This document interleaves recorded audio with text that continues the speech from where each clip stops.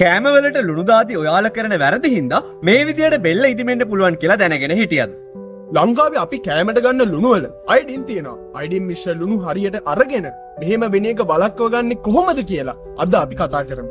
අපේ ඇඟට ලැබෙන අයඩින් වලින් කරන ප්‍රධානම දේ තමයි තයිරොක්සින් කියන හෝමෝන් එක හදන එක. මේ හෝමෝන් එක හදන තයිරොයිඩ් ග්‍රන්ථිය තියෙන්නේ ඔයාගේ බෙල්ල ඉස්සරහා ප්‍රදේශයේ.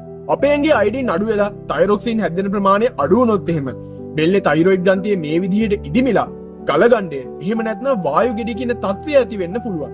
නමුත් මෙහෙම තයිරොයිඩ් ග්‍රන්ථිය ඉදිමීම වෙනත් හේතු ගණනාවක් නිසාත් වෙන්න පුළුවන්. ගලගණ්ඩයට අමතරව ඔයාගේ ඇගේ අයඩින් අඩු වුණොත් එහෙම ඇගේ උදාසීන බවක් ඇතිවීම සහ ප්‍රජනන ගැටලු ඇති වෙන්න පුළුවන්.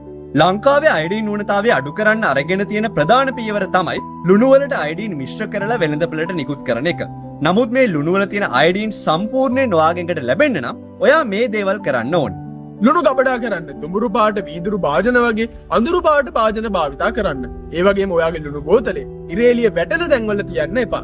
කෑම ඉව්වට පස්සේ විතරක් කෑමට ලුණු එකතු කරන්න. කෑමවලට ලුණු දාන්න කලින් ලුණු හොදන්න එපා. ලුණු හේදුවොත් හරි කෑම උයද්දි ලුණු දැම්මොත් හරි ලුණු වල තියෙන අයඩින් වලින් කොටසක් ඉවත් වෙනවා. මීට අමතරව අයඩින් බහුලව තියෙන කෑම වර්ග.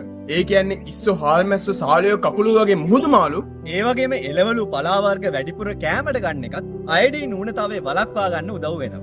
අයඩින් අඩු වුණාම බෙල්ල ඉදිමීමට අමතරව තරුණ ළමයින්ගේ බුද්ධි මට්ටම අඩු වීම, ඇඟේ වර්ධනය අඩු වීම, ඒ වගේම කතා කිරීමේ සහ ඇසීමේ ගැටලු ඇතිවීම වෙන්න පුළුවන්. ඒ වගේම පොඩි බබාලගේ ඇඟේ අයඩින් අඩු වුණොත් ක්‍රිටීනතාවය කියන තත්ත්වය ඇති වෙලා ඇඟේ වර්ධනය සහ මොළේ වර්ධනය අඩු වෙන්න පුළුවන්. මීට අමතරව ගර්භණී කාලයේ අයඩින් අඩු වුණොත් හදිසි ගබ්සාවීම, බලදරූපත් ඇතිවීම සහ කලලේ මොළයේ වර්ධනය අඩුවීම වෙන්න පුළුවන්.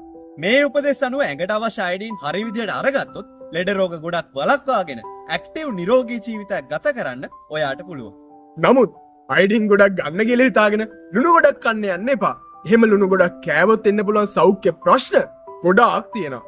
සාමාන්‍යයෙන් ඔයාට දවසකට ගන්න කියලා නිර්දේශ කරලා තියෙන ලුණු ප්‍රමාණය වෙන්නේ ග්‍රෑම් 5ක් එහෙම නැත්නම් තේ හැන්දක ප්‍රමාණයක්. මීට වඩා ගොඩක් වැඩිපුර ලුණු ගත්තොත් ඔයාට එන්න පුළුවන් සෞඛ්‍ය ප්‍රශ්න ගැන අපි තව දවසක කතා කරමු. මේ වැදගත් පණිවිඩය හැමෝටම ෂෙයා කරන්න අමතක කරන්න එපා. මීට අමතරව ඔයාලට තියෙන සෞඛ්‍ය ගැටලු මේ වීඩියෝ එකට කමෙන්ට් කරන්න. ඒ වගේම අපේ TikTok account එකට ගිහිල්ලා YouTube බටන් එක ක්ලික් කරලා අපේ YouTube channel එකට subscribe කරන්න අමතක කරන්න එපා. මේ වගේම වටිනා වෛද්‍ය කරුණු රාශියක් ඔයාලට අපේ YouTube channel එකනොත් දැනගන්න පුළුවන්.